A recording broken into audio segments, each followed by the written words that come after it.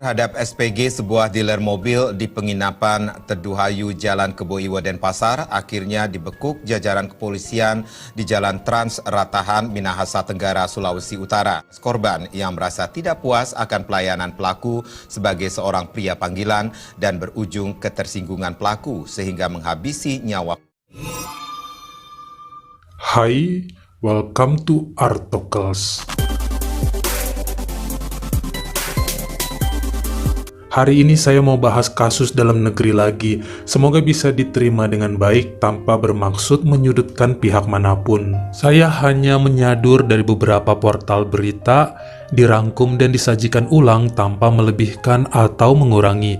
Tujuannya tetap supaya banyak masyarakat tahu dan bisa jadi bahan pembelajaran agar lebih mawas diri. Sekali lagi nggak ada niatan untuk memojokkan siapapun dan 100% bahannya dari internet saja tanpa melakukan investigasi lokasi seperti kasus lainnya. Sebenarnya ada banyak versi cerita, namun saya ambil yang videonya memperlihatkan petugas dan pelakunya ngomong aja biar lebih akurat. Sebelum dilanjutkan, dukung dulu channel ini dengan mencet tombol subscribe dan juga dinyalain notifikasinya supaya lain kali kalau misalnya saya upload sesuatu yang seru, kamu jadi orang pertama yang tahu. Kita kenalan dulu dengan seorang wanita yang lahir pada tahun 1980 dan berasal dari Sragen, Denpasar, Bali. Namanya Niputu Yuniawati dan merupakan pribadi yang ceria menurut teman-temannya. Banyak yang senang dengan wanita tersebut karena terbilang ramai dan bisa menghidupkan suasana, walaupun terkadang suka bersikap kasar dan tomboy. Dirinya menikah dengan seorang pria bernama Nyoman Sugita pada tahun 2010 dan dikaruniai putra pertama di tahun yang sama bernama Pande Aditya. 3 tahun kemudian putrinya lahir dan diberi nama Pande Putri. Walau tidak pernah mengenyam bangku kuliah, Niputu Yuniawati sangat ulet dalam mencari uang. Makanya saat anak-anaknya sudah besar pun, dia menjadi salah satu SPG Mitsubishi yang berada di Jalan Imam Bonjol, Denpasar Barat.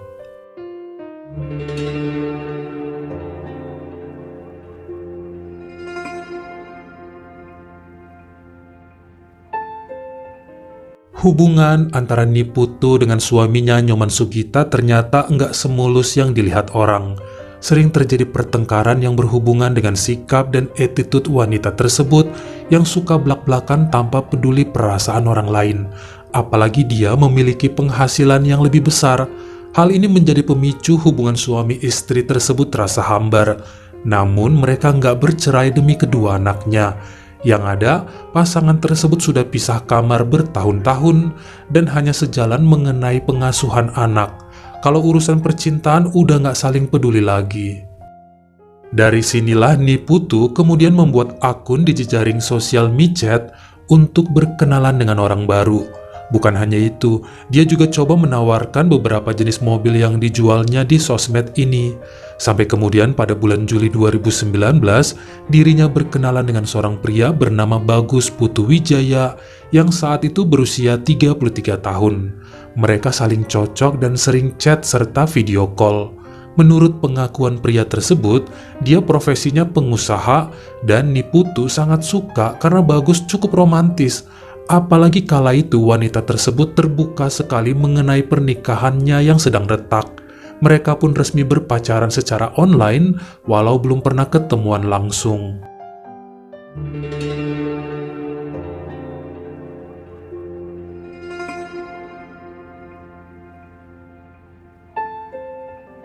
Kronologi berikut 90% didapat dari pengakuan Bagus Putu Wijaya.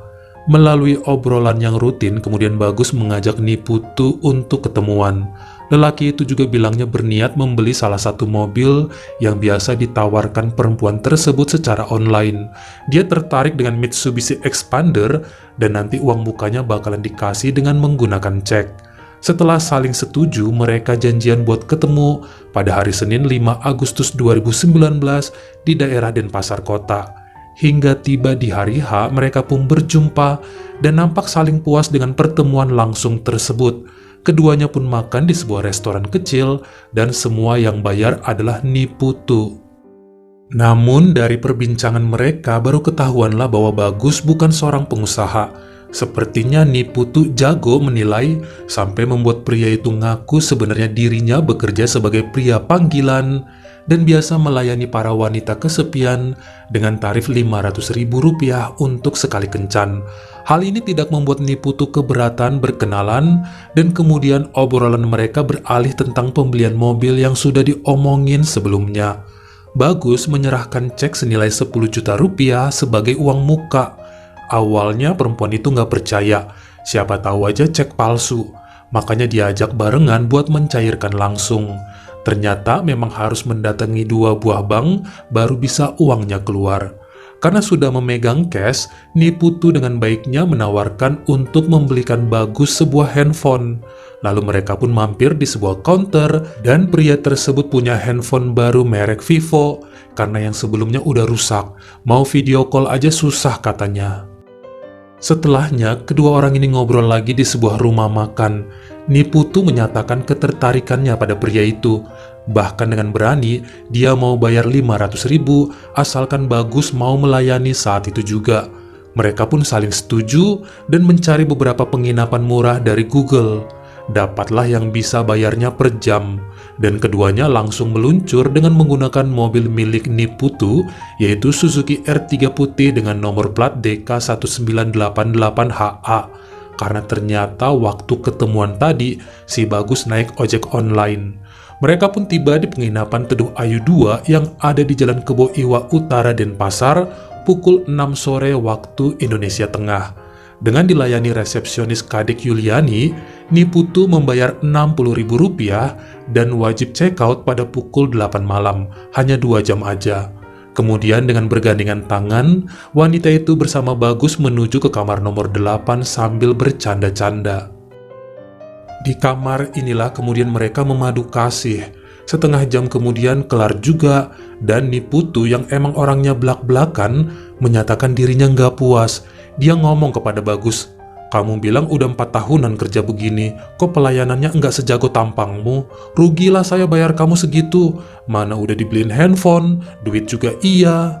Karena merasa nggak ingin mengecewakan wanita itu, Bagus kemudian bilang, "Istirahat dulu deh, bentar nanti kita lanjutin ronde kedua."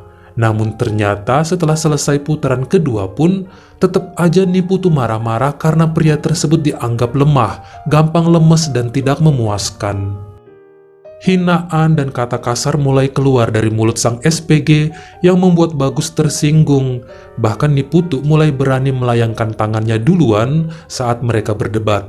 Keadaan semakin gak terkontrol yang bikin Bagus menggunakan handuk dan menutup wajah perempuan itu sampai menghembuskan nafas terakhir. Setelahnya lelaki tersebut mengambil uang DP tadi yang dicairkan, handphone milik Niputu, dan kunci mobilnya. Dirinya menuju ke lobi sekitar pukul 19.30 dan bilang pada resepsionis, "Waktu kita setengah jam lagi ya, nanti cewek saya nyusul check out jam 8 pas. Dia pulangnya naik taksi online kok." Bagus pun segera pergi dan membawa mobil R3 putih milik Niputu. Sang resepsionis Kadek Yuliani yang nunggu mulai merasa resah. Dirinya sungkan walau sudah beberapa kali mengetuk kamar nomor 8. Sampai jam 9.30 malam waktu Indonesia Tengah, akhirnya nekat juga dia masuk dan mendapati Niputu yang tengkurap di kasur. Dikira malahan sedang mabuk. Pas dibalik baru sadar wanita tersebut telah berpulang dan Kadek Yuliani segera menelpon polisi. Selanjutnya, tubuh SPG itu dibawa ke RSUP Sangla pada pukul 11 malam dan petugas pun memberitahu keluarganya setelah mendapat nomor handphone suaminya dari dompet milik Niputu.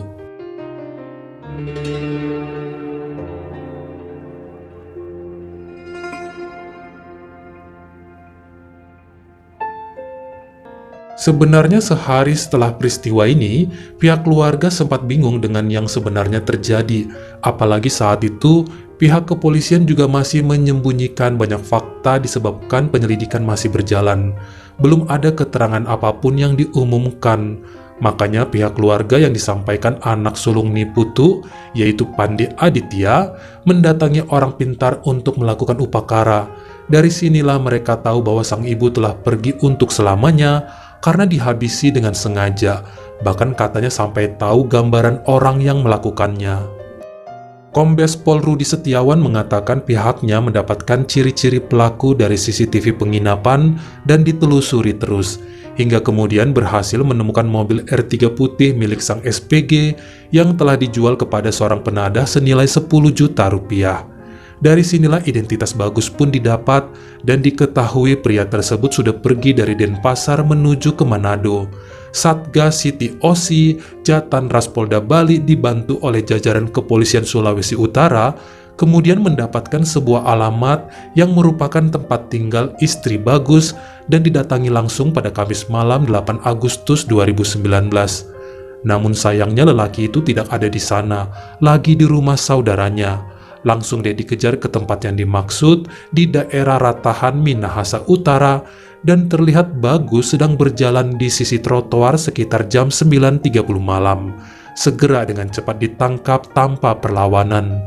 Pria berusia 33 tahun tersebut sempat diamankan dan esoknya dibawa kembali ke Denpasar untuk mempertanggungjawabkan perbuatannya.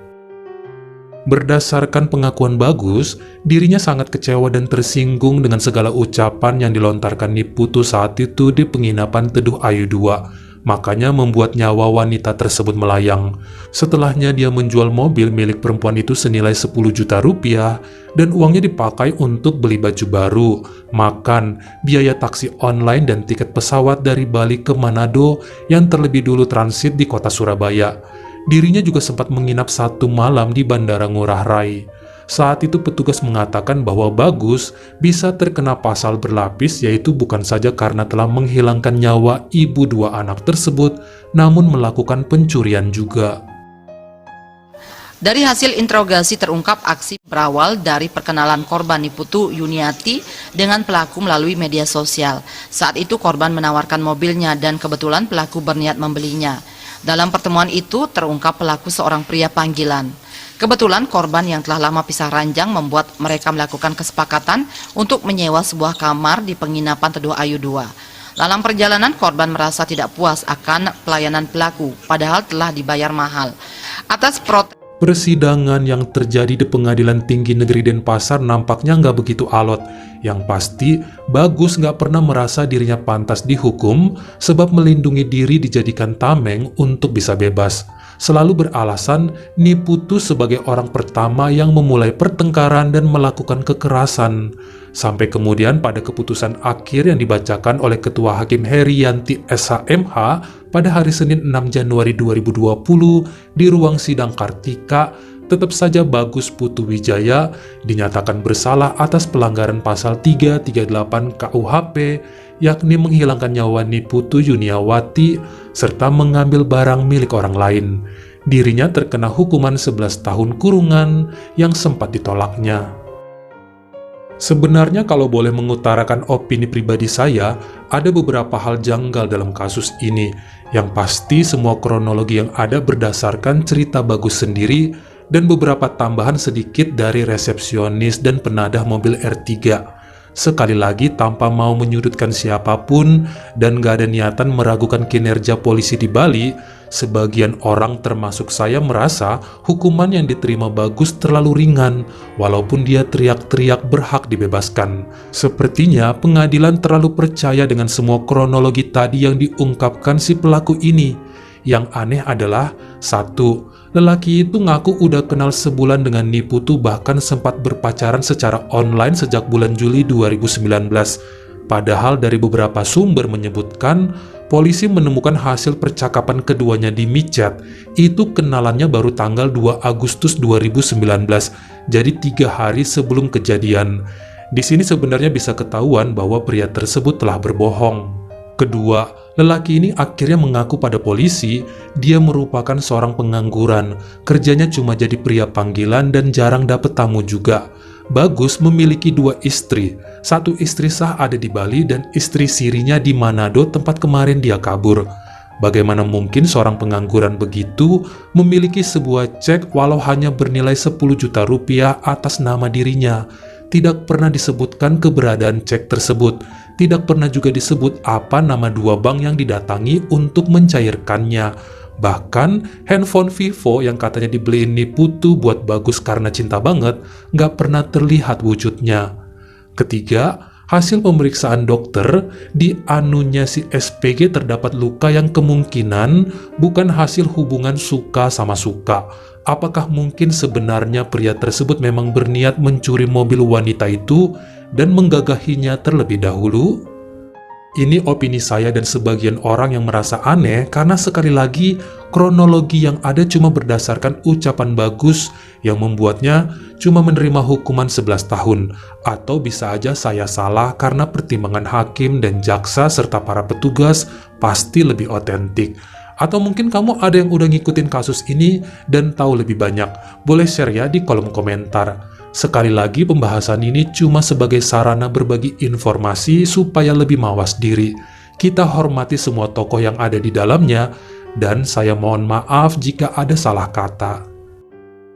Bagaimana menurut kamu? Apakah percaya dengan kronologi yang dipaparkan Bagus bahwa dia cuma membela diri? Kamu komen di bawah. Kalau kamu suka sama video ini, jangan lupa ya klik like serta tombol share-nya. Buat yang baru pertama kali mampir atau udah sering mampir nih tapi belum berlangganan, jangan lupa klik dulu tombol subscribe dan juga dinyalain notifikasinya supaya lain kali kalau misalnya saya upload video baru, kamu jadi orang pertama yang tahu. Follow juga Instagram saya jika berkenan di Artokels S-nya 2 dan jangan lupa untuk nontonin semua video saya yang lainnya. Ingat ya, tetap jaga jari dan juga lidah kita supaya nggak nyakitin hati orang lain. Terima kasih.